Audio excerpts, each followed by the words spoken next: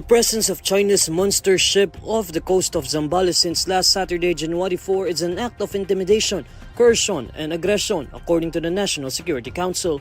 In a public briefing on Monday, January 6, National Security Council spokesperson Jonathan Malaya was asked about the possible reason behind the presence of Chinese Coast Guard vessel 5901, dubbed as the Monster, in the Philippine territory.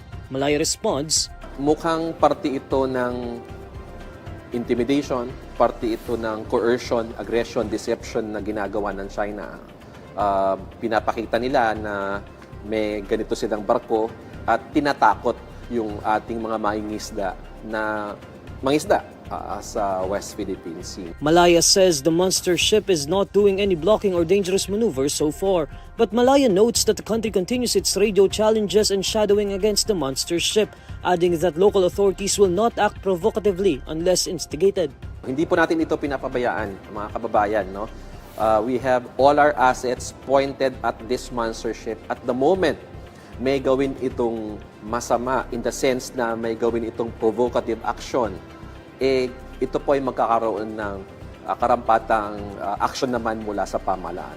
The monster ship was sighted 100 kilometers from Capones Island through Canada's dark vessel detection system. This prompted the Philippine Coast Guard to deploy its BRP Cabra along with a helicopter and caravan aircraft to shadow and assert the country's presence in the area.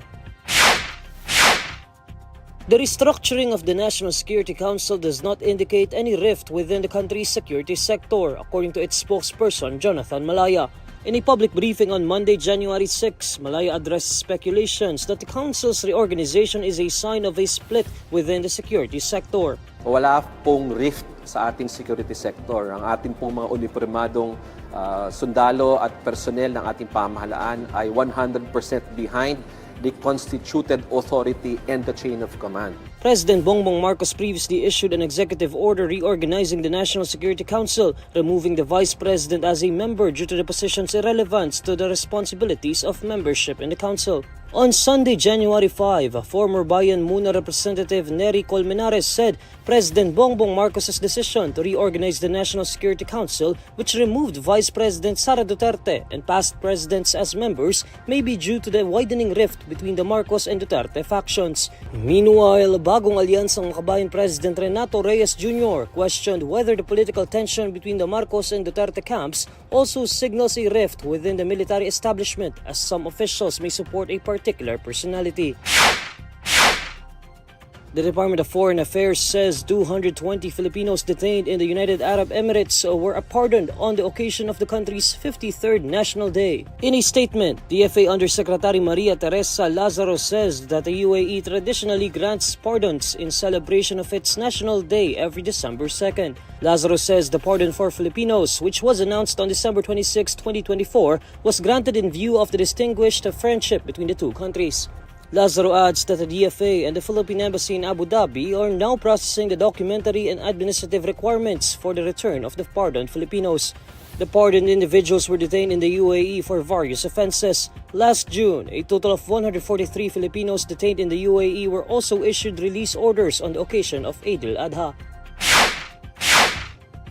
The Commission on Elections begins the printing of ballots for the upcoming midterm polls and the first ever parliamentary polls in the Bangsamoro Autonomous Region in Muslim Mindanao on May 12. The process began at the National Printing Office in Quezon City on Monday, January 6. This was observed by Comelec Chairman George Erwin Garcia, representatives of election watchdogs, and South Korean election service provider Miru. First to be printed are the ballots for local and overseas absentee voter ballots, whose papers only contain national candidates. Only 66 senatorial aspirants from the initial 183 certificates of candidacy filers made it to the list. Meanwhile, the final list of party list groups is down to 155 after Wage Hike Party List withdrew its bid for seats in the House of Representatives. The printing of ballots for the first ever Bangsamoro polls also began on Monday. There are 109 aspirants for 65 parliamentary district seats of Bangsamoro Autonomous Region in Muslim Mindanao. The region's voters will cast 2 ballots on election day, one for the parliamentary elections and another for the national polls. Garcia says around 73 million ballots are expected to be printed. Garcia reiterates that the Comelec will not print excess ballots. House Deputy Majority Leader and ACT-CIS Party List Representative Eric Tulfo admits that he was once an undocumented worker in the United States after questions about his citizenship were brought out ahead of his senatorial bid. During his radio program Punto Asintado on Monday, January 6, Tulfo tackles recent social media accusations that he supposedly tricked people into thinking he was a Filipino when he had a U.S. passport. Because of this, Tulfo says his candidacy for the senatorial race in the upcoming elections is now being questioned by vloggers. According to Tulfo, he was a TNT or tago ng tago, a colloquial term for a Filipino undocumented worker in the U.S. who hides from immigration officials to avoid deportation. But Tulfo maintains that he did not violate any law in the Philippines, nor did he trick Filipinos or Americans. Tulfo points out that the only mistake he did was to be an undocumented worker in the U.S. According to Tulfo, who turned emotional during the program, he had to work as an undocumented alien so that he could help his family. Letters where the U.S. Embassy in the Philippines supposedly informed Tulfo that his U.S. passport was revoked have been circulating over social media during the holiday celebrations. According to a letter dated October 11, 2022, the U.S. government revoked the passport of a certain Eric Tulfo as it believed this person was Representative Tulfo. On November 2022, discussions on Tulfo's appointment as Department of Social Welfare and Development Secretary were deferred by the Commission on Appointments due to legal issues over his citizenship. After the Commission on Appointments hearing, Tulfo admitted that he became an American citizen in 1988, noting that he regained his Filipino citizenship in 2022 as part of the requirements for his appointment as a public official. This issue was raised by Caloocan City 1st District Representative Oscar Malapitan, who said that Tulfo was a member of the U.S. military from 1988 to 1992. Meanwhile, Sagip Party List Representative Rodante Marcoleta said Tulfo's records showed that he was in active military service stationed in Europe from 1992 to 1996. Tulfo stresses that he kept his issue hidden because illegal aliens usually do not show off or brag to people that they were undocumented workers in a foreign country. Tulfo believes the rumors came out only because he was ranking high in the surveys for the 2025 senatorial race. The Philippine National Police says the nationwide gun ban will start on Sunday, January 12, as the election period begins for the May 2025 elections. In a press conference on Monday, January 6, PNP spokesperson Brigadier General Jean Fajardo announces that the police will enforce the nationwide gun ban on January 12, which is the same day of the beginning of election period.